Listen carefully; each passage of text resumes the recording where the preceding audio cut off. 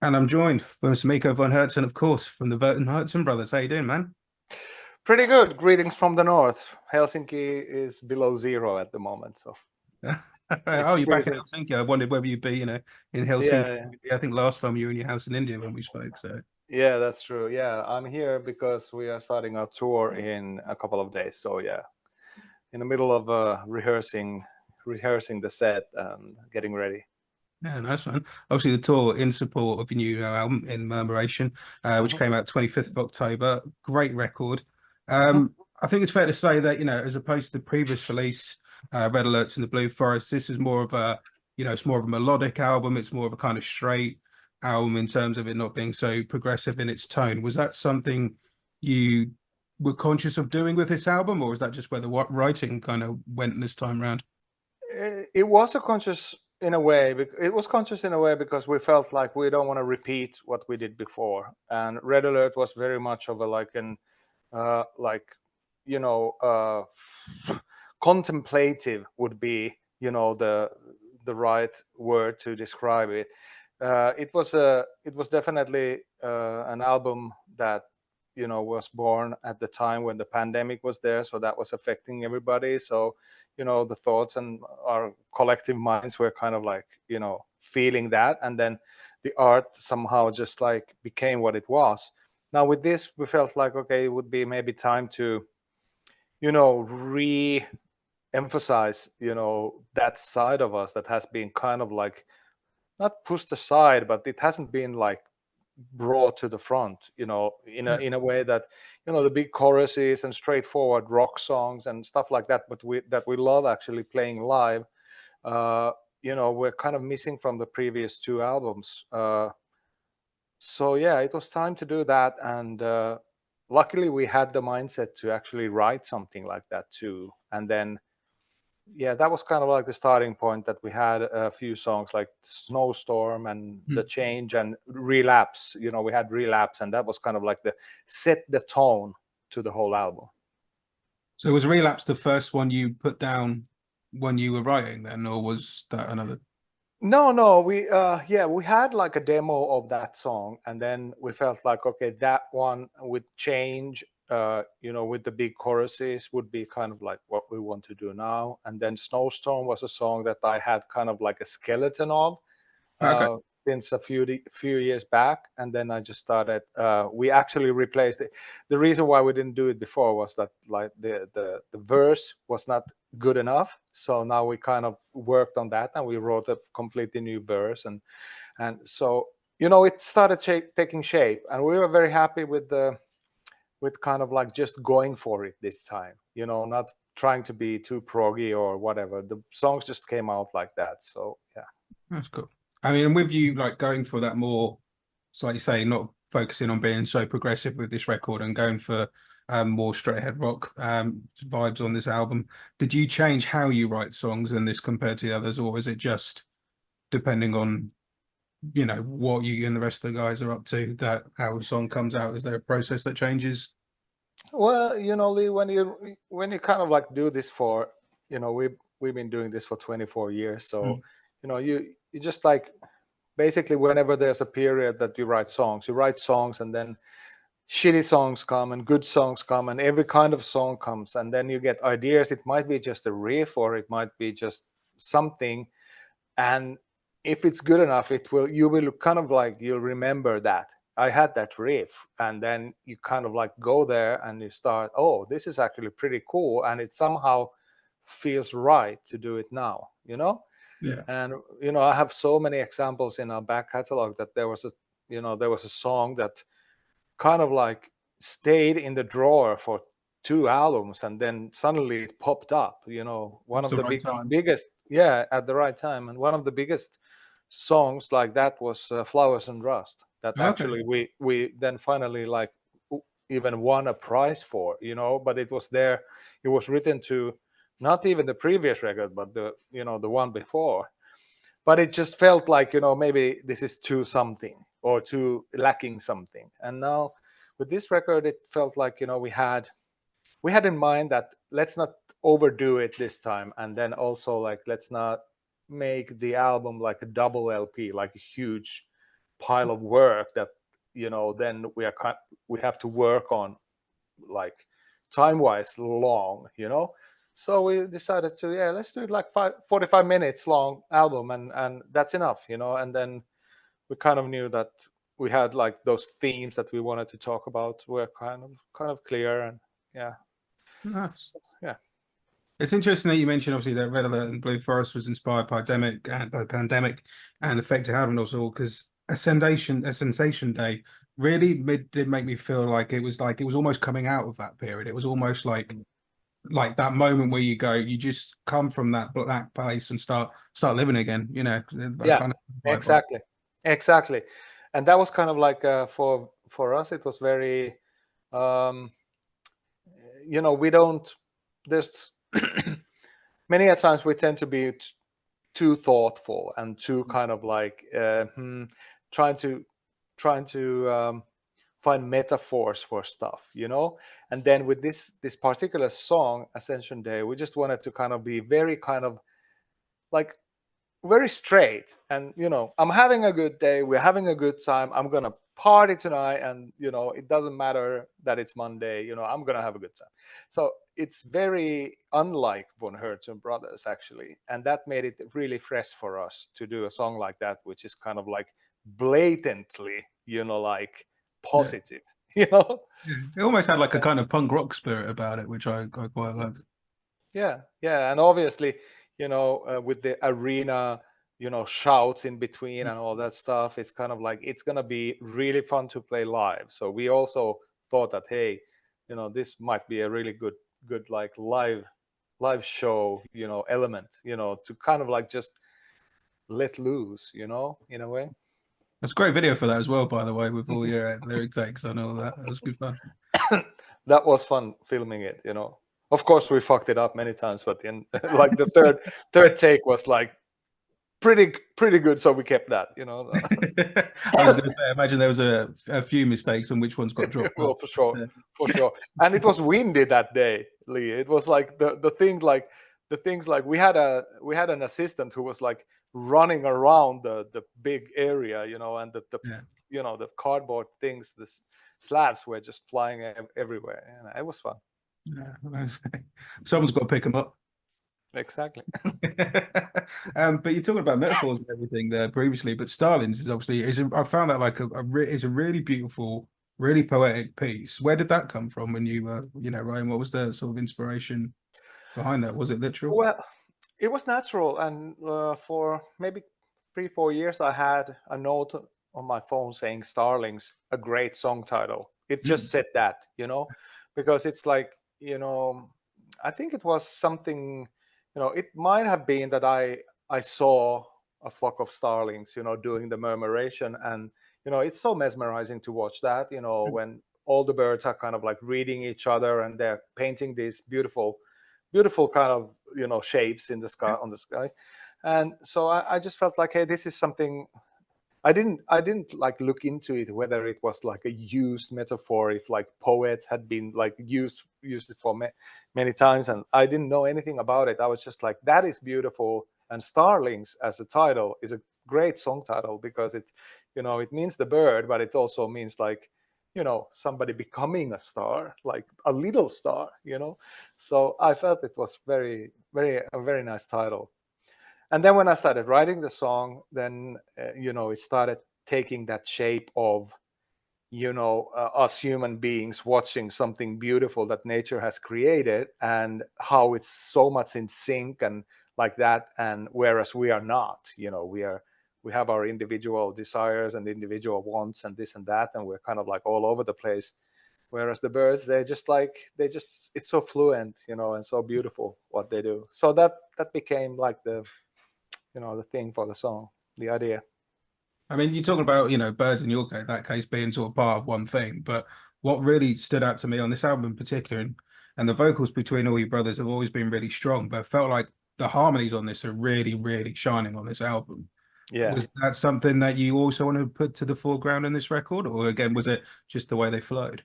No, we did, and we, you know, when we write songs, we kind of write the harmonies at the same time.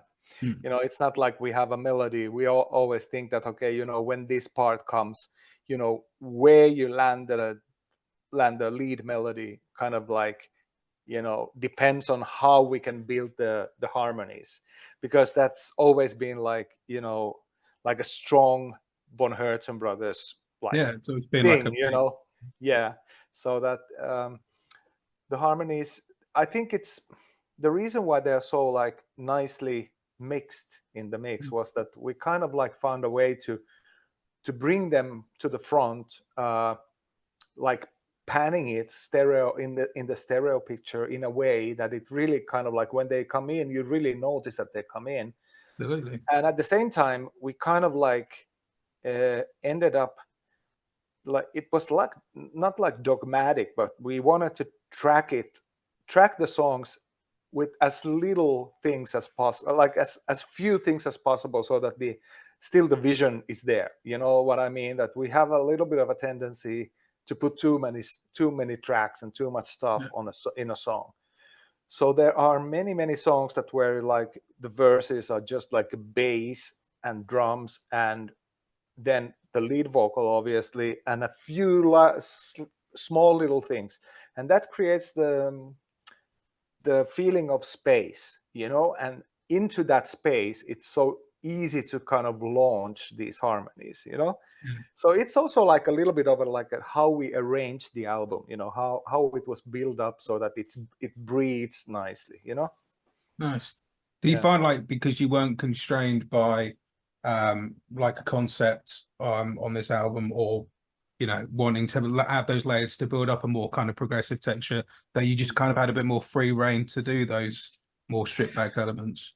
Maybe so, maybe so. We were not restricted in any way. I had this idea that the end of the album, like the B side of the album, would be like this a little bit of a sequence of feelings, human feelings, like the songs are definitely not connected, but in my mind as a writer, and you know, it was like I had this idea that there would be like a situation that was a little toxic, and then from that you want to come out, and then you actually go through a separation, and then you go through a little bit of a remorse, and maybe some kind of depression, and then you end up in a good place where you kind of can look back and say that, yeah, I actually did the right choice, and you know, this and that. So it has that. It's kind of subtle, and I wouldn't say it's proggy in a way that, yeah, we had this theme in mind, but it just like fell into places, into place, like in a nice way, so that I can say that, you know, those people who kind of do listen to the B side as well, you know, they will maybe get that from there, because that was the intention, that how we chose where to plant all these songs, and you know, the small sequence of separation, there's a small little like interlude in between, Hmm. you know, about the actual separation and then moving forward, you know. So it's you know, that kind of progginess is kind of always stays with us somehow, you know. Mhm. You know, to think like bigger than the songs in a way. Yeah. You say about separation, obviously it's only just over a minute and a half long, and it's one of like the most, I'd say, poignant pieces in the album. It really, for a track that's short in length, it really does, you know, really shift and make a statement within the rest of the song sometimes. Yeah, I mean, you know, we could have worked on that song and made it long and build it up and all that, but we felt like, you know, just the piano and me singing, you know, would, I mean, the message was so clear in my head. It's just you know, those few words that are in that 1.5 minute, they just kind of, they tell it all, you know. They just like, there's nothing else to say, you know. Like, it's like, why would we extend this and make this kind of, because the actual, you know, the composition is very beautiful, I feel, It is, you yeah. know, the chords and everything, it's really nice, and you could have like brought it to the level of all the other Von Hertzen brothers songs with all the trackings and, you know, the progginess of it and all that. But we decided that, hey, in this case, you know, it was best to leave it as simple as possible and as fragile as possible. You know, like I sang that song, you know, it was one take on a, like, yeah, it was one take, and it was just like, it was like, it's not even in tune, man. It's like, it's somewhere there about, you know. but it had that feeling, you know, it had that intensity and that intimacy that we were after. So yeah. I think sometimes that makes for more impactful, like you say, the emotion and the feeling. Rather, I mean, the layers of any song can and can build up a beautiful imagery and Yeah. sort of composition of it. But I think sometimes the simplicity, and especially in that sort of shorter period of the length of the song, can Yeah. make it such a bigger impact. Yeah, I mean, it was meant to be just like a, you know, just like a thought, you know. It was just like a message that this is how I feel and nothing else, you know. And yeah, I think that, you know, being considered as a prog band, Hmm. that shouldn't always mean that you make these huge, like lengthy anthems. It also means that you can do whatever you want, you know, like it's like if you have a small, short song like that and you have balls to put it out like that, then you just do it, you know. Absolutely. But you talk about the more sort of, quite beautiful side of the album. Beneath the Silver Stars is possibly my favorite track on the Oh album. wow. I Wow. really, really do adore that track. Do you mind telling the listeners sort of where that came from in terms of, what was behind writing it? Because I say, it's one of my favorites off the album, if not my favorite. So I'm just intrigued as to where that one came from. Right. Well, I tend to write lyrics in a very kind of metaphorical way, leaving things open, you know, and for listeners to kind of like decide for themselves what I'm talking about. But in this case, I really wanted to kind of like, you know, say things as they really are. You know, it's about me walking those steps up to my rooftop terrace in India and enjoying enjoying a beautiful night and feeling somehow very like content and happy and connected with everything and everyone, and like somehow like having that peace and that like nice somehow content feeling, you know, and just like enjoying, you know, whatever there is around. You know, there's fireflies coming, and then there's that, you know, and you can see them and you just go like, wow, what a thing. And you know, like the ocean waves, you can hear them rolling in, and you know, the whole I felt like, you know, how I felt that one phrase in the chorus, the ending, like the last line of the chorus, like hoping that the earth won't turn too soon. It kind of, I felt like it was really beautiful, you know, beautiful, a beautiful way of saying that I hope you know, this night doesn't end, or you know, like, you know, it was just like, you know, when you write a ballad, you try to find a way which is not too cheesy to say that you have love in your heart, you know. Yeah. So yeah, that's what it's about. It's just a, you know, it has a little bit of fantasy in it, like fantasy, like, you know, feel like I could fly, and you know, growing wings right under the silver moon, and you know, so that you feel like you're taking off. You know, you have somehow like you feel very uplifted in a way. You know, that was kind of like the mood and the feeling I was after. Awesome. I mean, obviously, I'm looking for towards the end of the month, you're back over in the UK, so Hmm. playing Planet Rockstock and a couple other dates, including the show in London, which I'm coming to. So I'm Hmm. looking forward Great. to seeing you guys down there. Are Good. there any plans for a fuller UK tour next year at all, do you think? We were just discussing that, and you know, we are coming to play the Fusion Festival in March, and we are hoping to do maybe a few dates at least, you know, with that, so that it wouldn't be just like a one gig. So we'll see how it all like falls into place, but we would love to come and do another, like, you know, we used to do these 12-day tours or something Yeah. like that, to go a little bit to the other cities than just London and Bristol and so forth. So maybe like towards the end of next year. Yeah, there's a possibility. Yeah, Oh, because that's we're planning on like that March, we are planning on doing a few Central European dates after that Fusion Festival. oh, yeah, nice. So yeah, we're heading over to France and Germany and so. Oh, cool. Well, I appreciate you've got some other interviews to do, Mikko. So thanks for your time. I Yeah, appreciate it. yeah, no Um, problem. Before I'll let you go though, at the beginning of the interview, I'm going to play Beneath the Silver Stars because, as I say, it's possibly my favorite off the album. Well, Yeah. what song off the album would you like us to play at the end of the interview? Snowstorm or Relapse, you can decide whether you want a rocker or whether you want like a little bit like doomish mood. So, yeah. I think we'll go Snowstorm, play something different. Is there Yeah. offers another Yeah. side to you guys? And I really like it. It's probably everything I've heard you guys do. So yeah, Yeah. Yeah. Let's do that. Yeah. all right, mate. Well, thanks for your time Yeah. again, Mikko. It's been great chat to you, and I'll look forward to seeing you guys when you play London. Yeah. See you in a month or so. Yeah, in Yeah, London. see you then, man. Yeah. Perfect. Thanks, Lee. Yeah. Bye, mate. Cheers.